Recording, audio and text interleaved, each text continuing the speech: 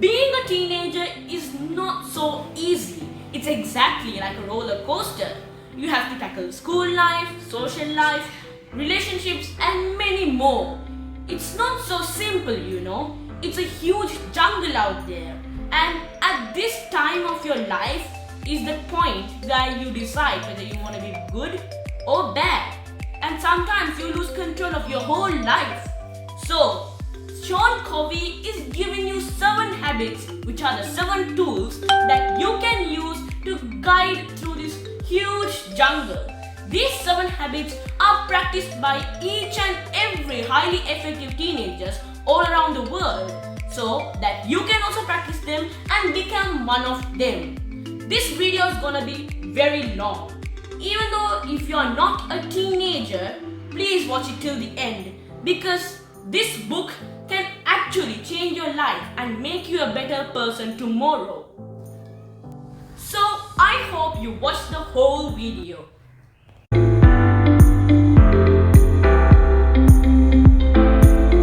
Surprisingly, Sean Covey's father, Stephen R. Covey, wrote the book named The 7 Habits of Highly Effective People, which is one of the best-selling books of all time.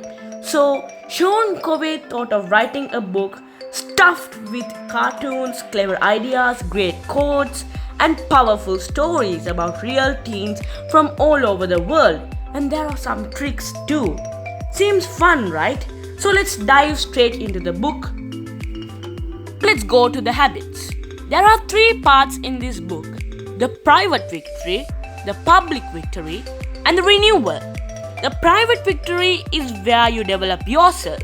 The public victory is where you develop the relationship with the public. The renewal is when you renew yourself and make yourself more effective. So the first 3 habits falls under the private victory. Then the next 3 habits fall under the public victory. And the last one falls under the renewal.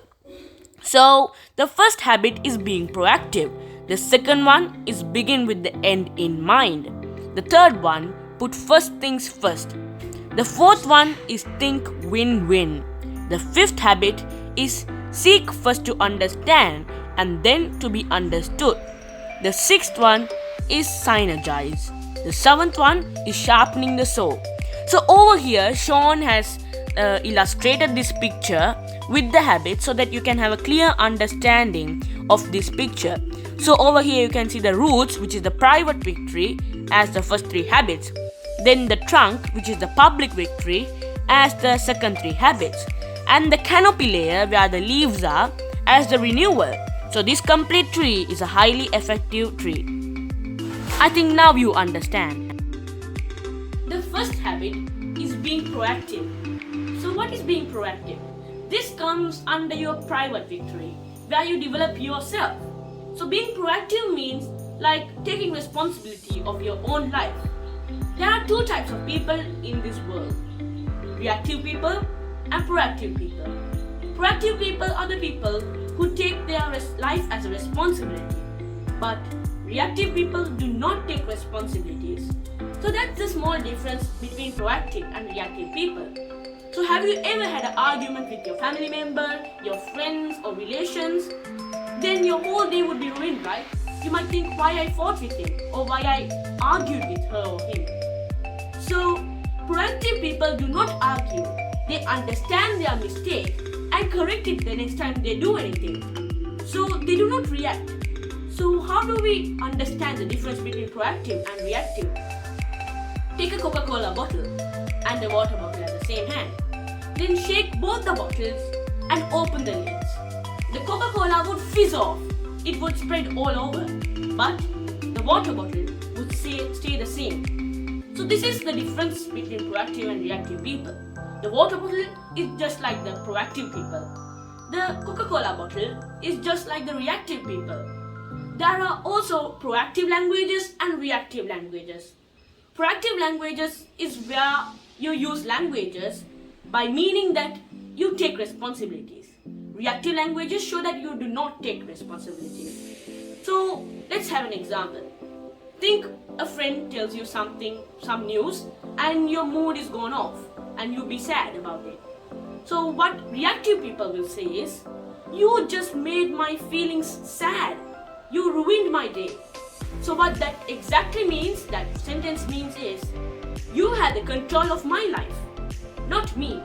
But proactive people take the responsibility of their own life. They say that I'm not going to let your bad feelings rub on me today. I'm going to be good. So that over there, the responsibility is taken up by the proactive people. So now I think you understand the differences between proactive and reactive people. Reactive people do not take responsibilities, they blame others. But proactive people take responsibilities. Habit number 2. Begin with the end in mind. This sentence seemed funny, but after reading this chapter, I took it serious. It was nothing to laugh about. This is defining your mission and goals in your life. What does that exactly mean? Now Sean is giving us a true life story which happened to a boy named Tom. So this boy named Tom had a brother. So his brother was shot in a gun shoot and he was dead. So Tom wanted to take revenge and wanted to murder the person who killed his brother. So when he was about to do the murder, he just began with the end in his mind. He thought, if he kills the person today, what would happen to him? He would go to jail, he would be arrested for about 2 years, and his career would be ruined. Will that be good for his target or his ambition? He thought, like, if I kill him today, what will happen to me? That wouldn't help him to become the person he just wants to be. So what he did was, he didn't kill the person. But he grew up, he was in a good job, and he just thought, that day, if I would have killed that person, today he would have not been in this state. So beginning with the end in mind will help you to take perfect decisions that will make you move towards your goals and targets. Think that you have a goal today and you are making a decision. So just think about your goal, and if this decision will make you a better person or help you to achieve your goal, then you get the perfect decision. You will not make any wrong decisions. So beginning with end in mind will make you a perfect person. The next time you take a decision, begin with the end in mind and take the right decision to achieve your targets. The next habit is putting first things first. It's not the song First Things First from Believer, but it's putting the important things as the first things. So to explain it in a brief sentence, it's just prioritizing your work and organizing it so that you can finish off the important things first. So just think, you have many things to do and you wake up one day and you want to be productive that day. But at the end of the day, you might have not even finished half of the work that you were assigned to. This is because you are not putting first things first. So what is putting first things first? Over here, diary will come to use. Diaries are really important when putting first things first. Keeping a diary will help you to organize your work. So putting first things first is putting important things in schedule. So think you have a week coming up, and you should put all the important things scheduled according to your easy time.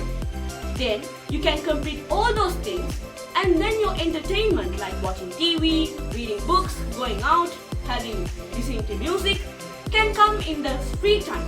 So you can finish everything off and you'll be really good in organizing your time.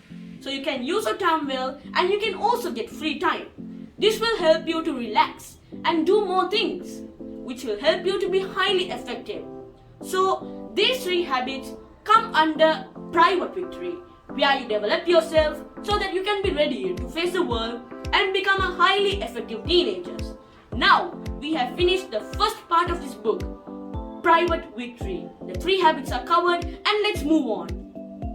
So let's move on to the next part of this book, which is the public victory. What is this public victory? It's just getting around with people and having good relationships with the public. So you might think this is an easy thing, but it's not for many teenagers. They really struggle with getting around with many people.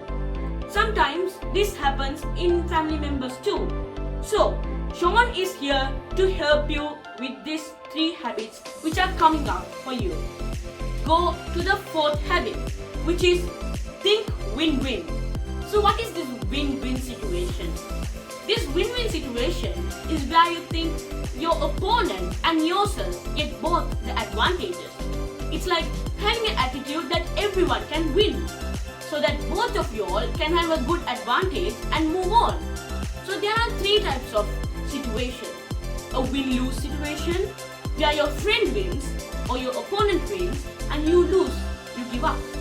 There's a lose-win situation, where your friend loses and you win. There's a win-win situation where both of y'all get advantages and you can move on. So I'll take this situation from the book called Goldilocks and the 3 Bears. Think Goldilocks was sleeping, so this is the story. Goldilocks went to the bear's house and she was sleeping in the bed, in the baby bear's bed. So this daddy bear got really angry and he just asked, "I'm gonna smack you up." So over here, Goldilocks is losing and the daddy bear is gonna win. So over here it is the win-lose situation, where your opponent wins and you give up. The mummy bear is saying, "Just get out of my house." So over here the mummy bear is giving up and Goldilocks is getting a chance to sneak out of the house without getting any harm. So over here it's the lose-win situation, where your opponent gives up and you get an advantage. But the baby bear is going to say, "Just help me clean up my house and then you can go out." So over here, if Goldilocks helps the baby bear to clean his house, baby bear also gets the advantage. At the same time, Goldilocks also gets the advantage to get out of the house unharmed. So over here, it's a win-win situation. So now you understand how win-win situation helps both of you, your opponent and yourself, to get an advantage and win. So this has helped many people. This is a great way to get along with many relationships and many people in the public. So going with a win-win situation will really help you to get along with the public. Seek first to understand and then to be understood. What does this mean? This is the 5th habit, and this means that you have to listen to people sincerely. First of all, when someone is talking to you, first you have to listen to them. You shouldn't go on talking without listening to them. So that doesn't bring cooperation over here. So if you listen to them first, if you seek first to understand, if you understand the other person's sayings, then the other person will automatically understand you. Because when you give priority to someone, they will surely pay back for you. So if you are going to understand someone, they will surely help you out. So seek first to understand and then to be understood. For yourself to be understood, first you have to seek understanding. So if you understand someone, he will surely help you. So Sean is giving us a story to explain this habit. There was a boy named Paul and he was in a family which couldn't afford a car, just like his friends. So he always went to school by bus and he asked his mother to pick him up after school. His mother always got late due to family problems, household work and many more. So always Paul scolded his dear mother. He never cared about the others. He just cared about himself. He scolded his mother every single day she got late to pick him up. So one night, Paul heard his mother cry and tell all the issues to his father and say that she wished that if they had a car to travel, so Paul won't be angry at her. From that moment, Paul's perspective and vision against his mother changed totally. Paul started talking to his mother more politely. He promised that he won't act bad, he won't treat her bad. And at last, they both got together and found out a job which they could afford a car for. So you see, over here, first Paul understood what his mother was under, and then his mother understood what Paul wanted. So they both talked together and found out a job where they could afford a car. So this is how seek first to understand and then to be understood habit helps you to improve in life. This increases relationships and also increases your private victory, where you can develop yourself and at the same time your opponent's life. So this is a great way to get along with many people. So please implement this habit in your daily life. The sixth habit, it is synergizing. This might be a new word, but that's not at all for you. The concept is so easy. Unity is strength. That's what this synergize means. So have you ever seen a hippopotamus? I think you have seen. And birds sitting on the hippopotamus back and eating the dirt on its body. This is synergize. A type of synergize is going over here. See, the hippopotamus is getting a nice massage and the birds are getting a nice feast. Tasty food, right? So over here, synergize helps both of you and your partner. So if you synergize, that means you are getting together and cooperating with each other. This helps you to go on and increase your relationships with the public. So this will help more. You can do more work while you synergize with many people. So there's nothing to explain in this habit because we all know unity is strength. Now we have finished the first two parts of this book, which is public victory and private victory. Yeah, you can get along with the public and develop yourself. So now we have finished the first 6 habits. And now we are coming to the part called renewal, the last part which contains only one habit. Sharpen the saw. That is the 7th habit, which is a really fun habit.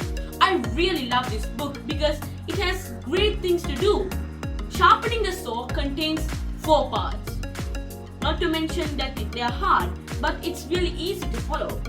See, body, heart, soul, and your mind. Got the order mixed up, but let's go on. So the body, to maintain your body, you have to have healthy diets, exercises, sleeping well, and relaxing. Those things really help you to build up your body. So there you are renewing your body. Then we'll go on to the mind. For the mind, you need to read, you have to have mind exercises, you have to enjoy everything.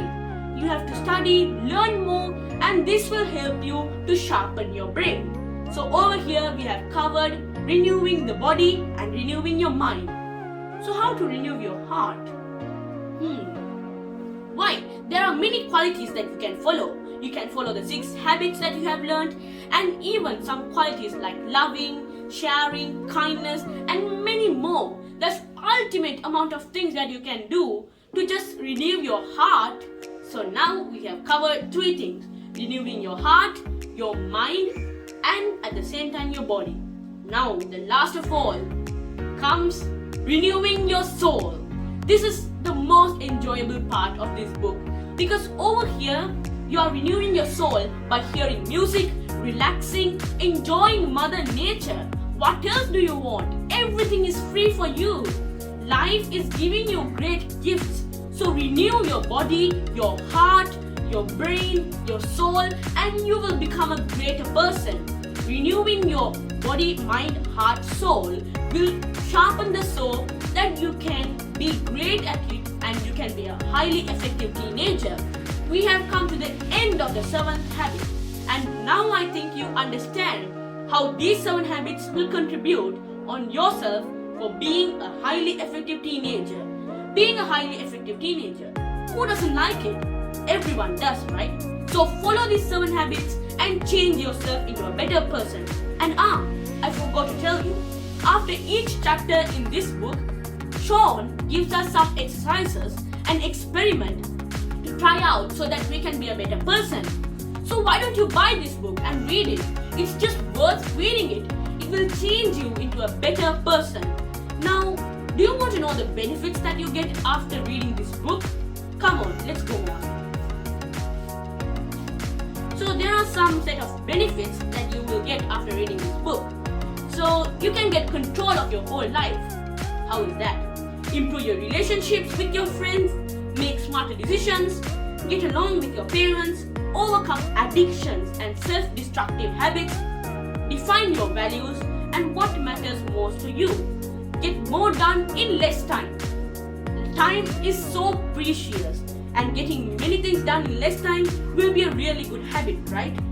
Increase your self-confidence, be happy, find a balanced diet, and even find balance between work, friends, dating, and everything else. So how awesome is this book? Many people have rated this book and have even reviewed. They have said a true gift for the teenage soul. This was given by Jack Canfield and Kimberly Kerberger. Sorry for mispronouncing. Co-authors of The Chicken Soup for the Teenage Soul. And this book is really ultimate, and I just love this book. It will surely change your life also. There are many more reviews in this book. Like father, like son. Maybe a cliche, but Sean has provided it to be true. Sean's 7 Habits is a book every teenager should read and emulate. This was written by Arun Gandhi, President of the Education Institute.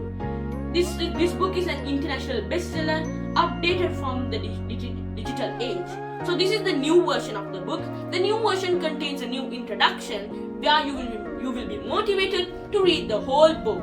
This book is a great book, and I guarantee that your life will change after this. I guarantee, okay? Read this book and have a fun life.